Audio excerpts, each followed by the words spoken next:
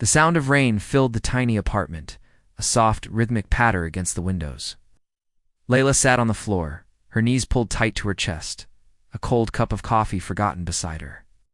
Outside, the city lights flickered against the glass like broken stars, seeming to mock her own fractured reflection. Just 3 months ago, her world felt perfect. She had a steady job, a man she was sure she would marry, and dreams that were finally within her grasp. But life, as she was learning, doesn't always fall apart in a single dramatic crash. Sometimes it just unravels, thread by painful thread. It started when her mother fell ill back home. The hospital bills started to pile up, an endless mountain of debt. No matter how much overtime she worked, it never felt like enough. Then came the second blow. One morning, she saw a text on her boyfriend's phone, words that made her heart stop dead, sinking into a silent, cold abyss.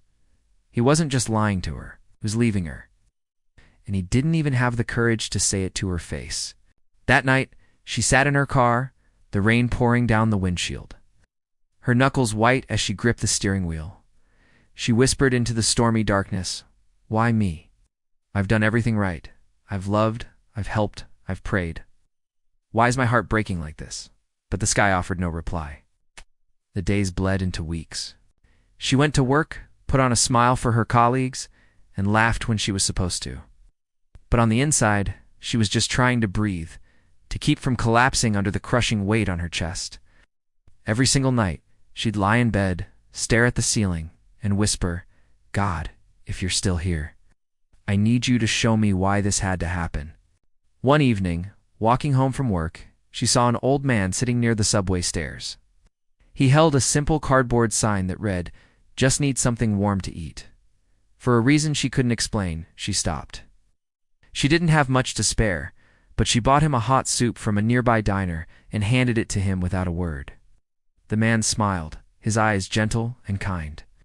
"Thank you, sweetheart," he said softly. "You know, sometimes God breaks your heart just to open it wider so you can feel others' pain, not just your own." His words struck her like a bolt of lightning. That night, she sat by her window again, but this time her question had changed. She no longer asked, "Why me?" Instead, she whispered, "What are you trying to teach me?" Slowly, almost imperceptibly, things began to shift.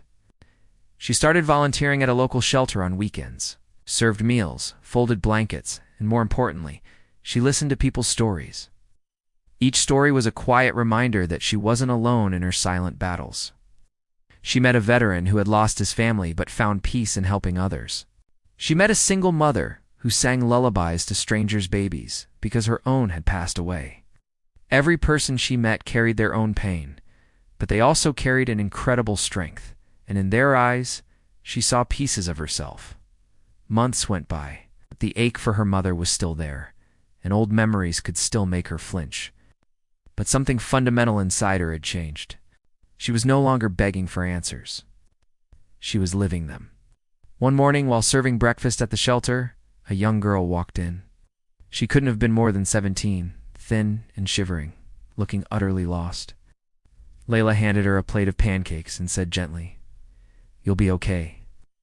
I know you don't believe it right now, but you will." The girl looked up, tears welling in her eyes. "How do you know?" she asked. Layla offered a sad, knowing smile. "Because I've been where you are. Thought my life was ending, but it was just beginning."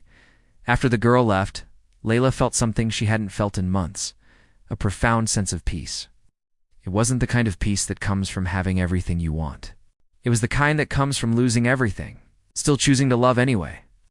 That night she opened her journal and wrote, "When God breaks your heart, it's not to destroy you. It's to rebuild you into someone who understands, who feels deeper, who loves harder. The pain isn't punishment, it's preparation."